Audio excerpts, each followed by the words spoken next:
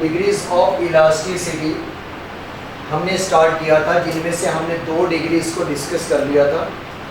एक perfectly inelastic, जहाँ पर प्राइस में चेंज आने की वजह से क्वांटिटी डिमांडेड में कोई भी चेंज नहीं आया था, और दूसरी डिग्री जिसे हमने लेस इलास्टिक या रिलेटिवली इलास्टिक या इनइलास्टिक का नेम दिया था, वहाँ पर प्राइस के चेंज आने से क्वांटिटी डिमांडेड में चेंज आया था, बट प्राइस में जितना चेंज आया था उससे कम चेंज आया। अब हमने जो है वो नेक्स्ट डिग्री देखेंगे, लेक्चर 14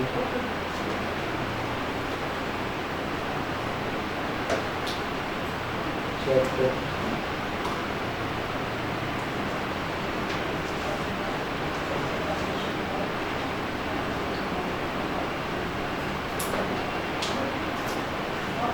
तीसरा सिनेरियो मैंने कल बताया था कि अगर प्राइस में चेंज आने की वजह से क्वांटिटी डिमांडेड में कोई चेंज आए तो इलास्टिसिटी तो है, और जितना चेंज प्राइस में आए अगर उतना ही चेंज क्वांटिटी डिमांडेड के अंदर आ जाए तो उससे हम जो नेम देंगे वो होगा यूनिट इलास्टिक। इसे जो नेम देंगे वो होगा यूनिट इलास्टिक। इसमें होगा कि percentage change in quantity demanded, change in quantity demanded is equal to percentage change in price. जितना प्राइस में हम चेंज लेके आएंगे, जितने परसेंट से प्राइस के अंदर चेंज आएगा उतने परसेंट से ही क्वांटिटी में भी चेंज आएगा। अगर प्राइस बढ़ेगी उतने परसेंट से क्वांटिटी डिमांडेड क्या हो जाएगी, कम, क्योंकि हम डिस्कस क्या कर रहे हैं, लॉ ऑफ डिमांड। तो डिमांड में हम इलास्टिसिटी चेक कर रहे हैं, तो जब प्राइस बढ़ेगी तो क्वांटिटी डिमांडेड कम हो जाएगी। अगर हम इसे फॉर्मूला के अकॉर्डिंग देखें तो प्राइस इलास्टिसिटी ऑफ डिमांड इसकी क्या निकलेगी, तो फॉर्मूला पढ़ा था हमने, percentage change in quantity demanded due to percentage change in price. Price में चेंज आने की वजह से क्वांटिटी डिमांडेड में चेंज आएगा, और हमने इसका कैरेक्टरिस्टिक क्या पढ़ा है कि चेंज क्या होगा, इक्वल होगा। तो अगर प्राइस में 10% से चेंज आया है, अगर प्राइस में 10% से चेंज आया है और प्राइस बढ़ गई तो क्वांटिटी डिमांडेड कम होगी, और कितने परसेंट से, 10% से। जब प्राइस में जितना चेंज आया हो उतना ही चेंज क्वांटिटी डिमांडेड के अंदर होगा, तो आपके पास वो इलास्टिसिटी कहलाएगी यूनिट इलास्टिक, और इसको नेम इस यूनिट इसके आंसर की वजह से कहा जाता है, क्योंकि आंसर क्या निकला है 1। इसे यूनिट इलास्टिक या कहा जाएगा unitary method, sorry unitary elastic. तो या तो इसे आप यूनिट इलास्टिक कह सकते हैं या यूनिटरी इलास्टिक कह सकते हैं, और इसमें जो इलास्टिसिटी का आंसर आया करेगा वो हमेशा किसके बराबर होगा, 1 के। इससे पहले हमने पढ़ा कि परफेक्टली इनइलास्टिक के अंदर प्राइस इलास्टिसिटी ऑफ डिमांड किसके बराबर थी, 0 के। फिर हमने पढ़ा इनइलास्टिक, उसके अंदर 0 से ग्रेटर और 1 से लेस थी। अब यूनिट इलास्टिक के अंदर प्राइस इलास्टिसिटी ऑफ डिमांड किसके बराबर है, 1 के। वो बराबर इसलिए है क्योंकि दोनों के अंदर जो चेंज आएगा वो इक्वल रेशो के साथ चेंज आएगा, लेकिन लॉ ऑफ डिमांड होने की वजह से प्राइस अगर बढ़ेगी तो डिमांड कम होगी, लेकिन सेम परसेंटेज या सेम रेशो से उनके अंदर चेंज आएगा। अगर इसकी हम डायग्राम बनाएं,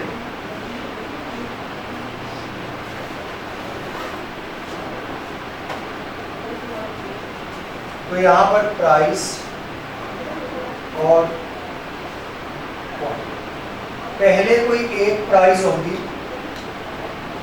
उस प्राइस पे कोई क्वांटिटी बिक रही है। अब जितना प्राइस में हम चेंज करेंगे उतना ही चेंज हम क्वांटिटी के अंदर भी करेंगे, और क्वांटिटी क्या होगी, डिक्रीज में, और प्राइस इंक्रीज। यहाँ पर प्राइस बढ़ जाएगी, प्राइस के बढ़ने से क्वांटिटी डिमांडेड क्या हो जाएगी, कम हो जाएगी। क्वांटिटी डिमांडेड होगी कम, तो जो नया पॉइंट आपका बनेगा वो यहाँ पर आएगा। अब दोनों पॉइंट्स को हम मिला दें, तो यहाँ पर अगर आप कल वाली डायग्राम के अकॉर्डिंग देखें तो ये कुछ उसकी निस्बत फ्लैटर है, लेकिन ये बिल्कुल कर्व फ्लैटर नहीं है। इस कर्व को हम नेम देंगे लीनियर कर्व, इसको हम नेम देंगे लीनियर कर्व।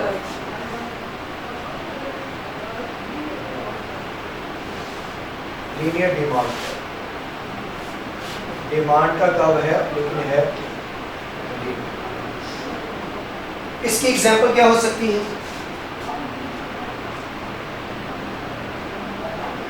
इसकी एग्जांपल क्या हो सकती है?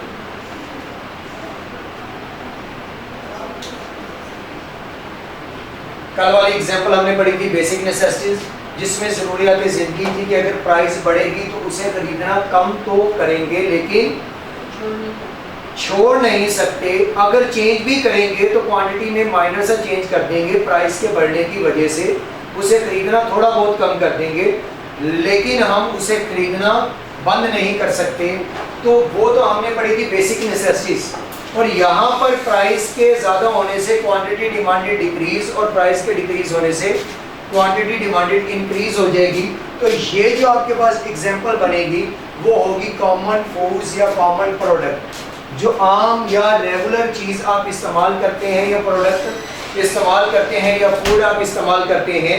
अगर वो महंगी होगी तो आप उससे इस्तेमाल करना क्या कर देंगे? कम। ऐसे ही नहीं, उसे परचेज कम करेंगे, उसके बदले में कोई सस्ती होगी उसकी तरफ चले जाएंगे। इस्तेमाल करना कम नहीं करेंगे, उस प्रोडक्ट की डिमांड कम कर देंगे। फॉर एग्जाम्पल, अगर ये चाय में जो पत्ती होती है जिसे चाय बोलते हैं, अगर मैं कहूँ कि जी इस्लामाबाद चाय महंगी हो गई, अब एक कॉमन फूड है, कोई ये कॉमन प्रोडक्ट है, हम इस्तेमाल इसे करते हैं, अब इसे इस्तेमाल करना बंद नहीं कर देंगे। अगर इस्लामाबाद चाय महंगी हुई है तो भाई कोई जायका होगी, वो सस्ती होगी, तपाल होगी या सुप्रीम होगी या दानेदार होगी, कोई भी ऐसी होगी जो उस इस्लामाबाद से सस्ती है, तो आप उसे खरीद लें। तो इस्लामाबाद की प्राइस के बढ़ने से उसकी डिमांड क्या हो जाएगी? कम हो जाएगी। तो इसकी एग्जांपल बनेगी कॉमन।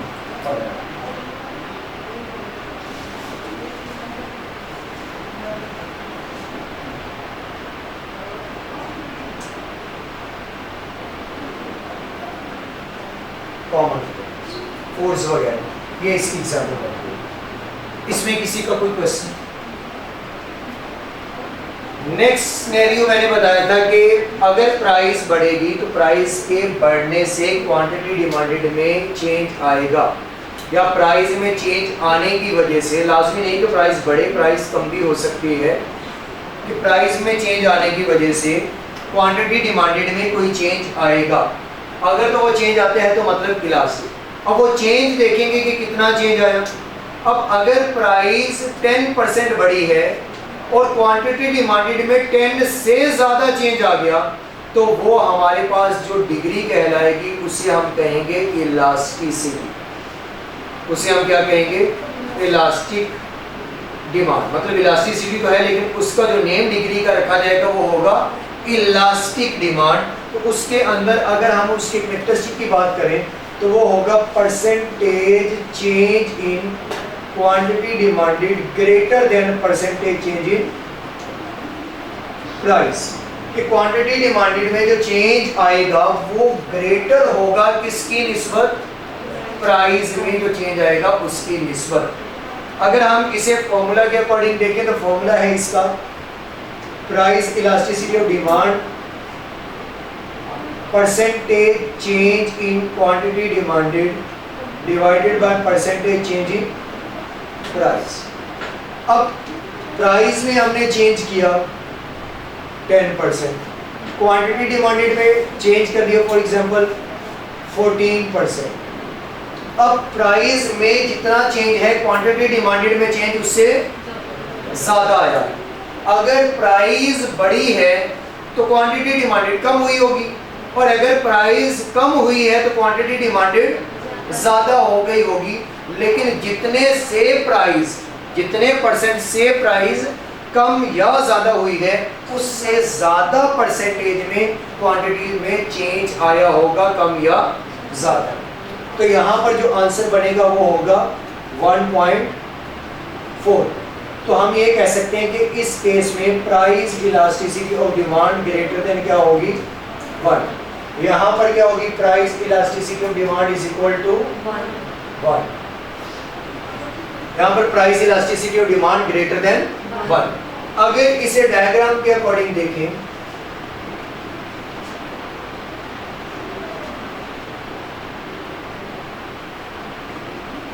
प्राइस और क्वांटिटी, अब कोई एक ऑलरेडी प्राइस थी जिस प्राइस पे कोई क्वांटिटी बिक रही थी, ये कोई एक ऑलरेडी प्राइस थी जिस प्राइस पे कोई क्वांटिटी बिक रही थी।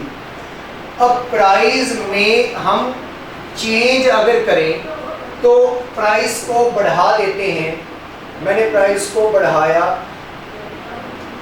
सिर्फ, अब जितना प्राइस बढ़ी है क्वांटिटी डिमांडेड कम होगी प्राइस के बढ़ने की वजह से, लेकिन जितनी रेशो से प्राइस कम हुई है उससे ज्यादा रेशो से क्वांटिटी डिमांडेड डिक्रीज होगी और प्राइस इंक्रीज हुई है। तो नया कर्व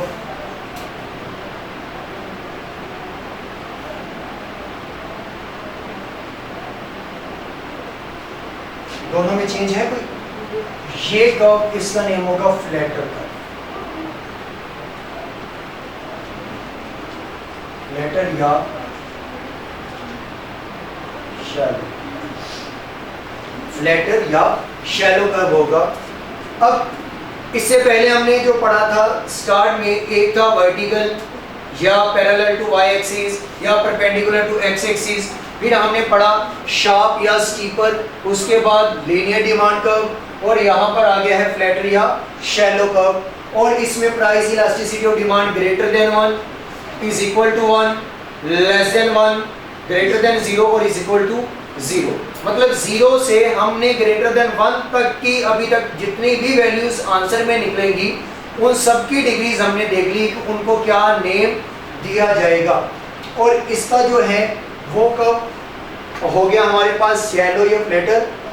अब इसकी एग्जांपल क्या होगी, लग्जरियस। कौन बोला था, कौन बोला, लग्जरियस आइटम। मतलब कि आप, एक तो जरूरियाती जिंदगी होती है जिनको आप छोड़ नहीं सकते, लेकिन एक है लग्जरियस आइटम्स जो सिर्फ आपके अंदर जो डिजायर्स आती हैं वो सोसाइटी को देखते हुए आती हैं। अगर वो प्रोडक्ट उसकी प्राइस कम होगी तो आप खरीदेंगे और मार्केट में उसकी डिमांड भी ज़्यादा होगी, लेकिन अगर महंगी है तो फिर आप उसे खरीदेंगे नहीं। और जो पहले खरीदना चाहता होगा बढ़ती हुई कीमत की वजह से वो भी नहीं खरीद पाएगा, जिसकी वजह से उसकी क्वांटिटी डिमांडेड ज़्यादा डिक्रीज हो जाएगी। फॉर एग्जांपल, मैंने बाइक खरीदना था। अब बाइक जब मैंने देखा कि बाइक की पहले प्राइस है जी 550 लाख, 550 में बाइक मिल जाएगी। अब जब बाइक 550 में था और मेरी रेंज वहाँ तक पहुँची कि मैंने उतनी सेविंग कर ली, लेकिन बाइक की प्राइस इंक्रीज हो गई 10%, तो मतलब 55,000 मजीद इंक्रीज हो गया। अब बाइक कीमत 6,05,000 हो गई। जो पहले खरीदना चाहते थे अब तो वो भी नहीं खरीदेंगे, और जो शायद अभी सेविंग कर रहे हो उसके लिए अब वो सेविंग भी नहीं करेंगे। तो मजीद क्वांटिटी डिमांडेड उसकी प्राइस से ज़्यादा चेंज होने की वजह से उसकी क्वांटिटी डिमांडेड क्या हो जाएगी, ज़्यादा डिक्रीज हो जाएगी। उसकी प्राइस इंक्रीज होने की वजह से कि भाई अब ये नहीं खरीदेंगे, कोई और खरीद लेंगे, क्योंकि ये लग्जरियस आइटम है, इनके बगैर गुजारा हो सकता है। तो यहाँ पर जो एग्जांपल होगी वो लग्जरियस आइटम, लग्जरी।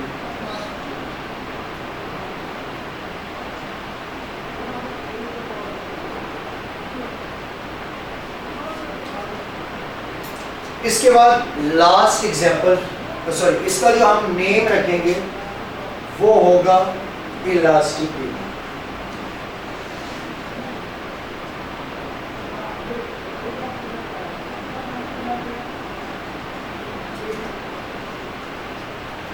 और जो लास्ट है fifth and last,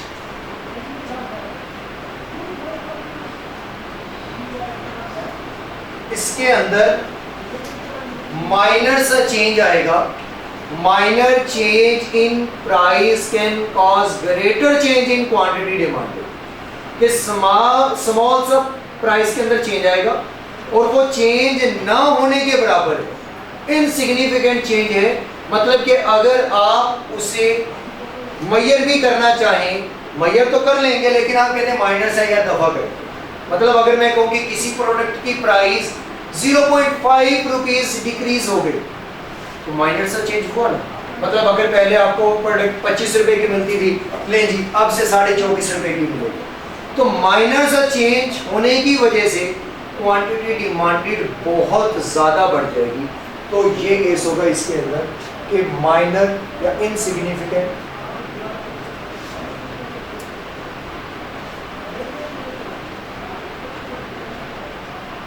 change, insignificant change in price can cause